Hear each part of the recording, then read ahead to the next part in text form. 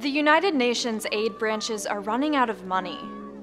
That's why companies like Kickstarter, Airbnb, and Google are encouraging people to donate to the UN's refugee agency. That might seem a little weird. I mean, this is the UN. It has a budget in the dozens of billions of dollars. It must have enough money, right? Not exactly. The UN overall is funded by two different types of contributions from member states. They're called assessed contributions and voluntary contributions.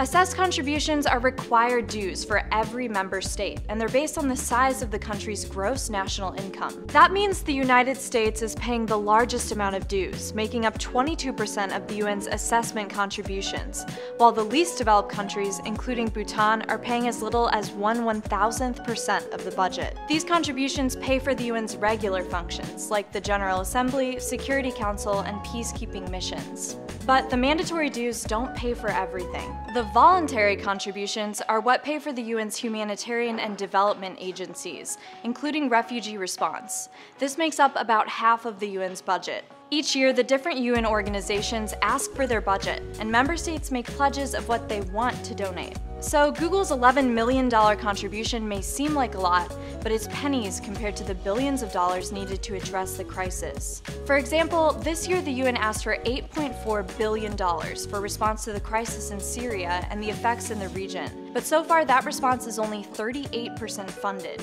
even with the US pledging $1.6 billion.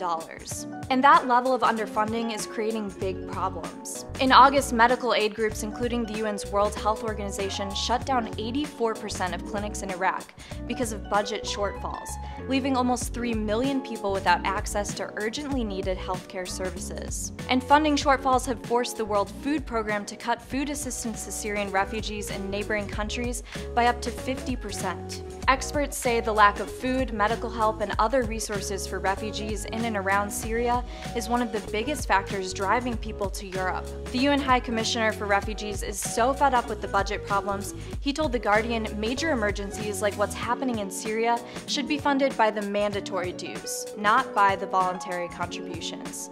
For Newsy, I'm Kate Grumke.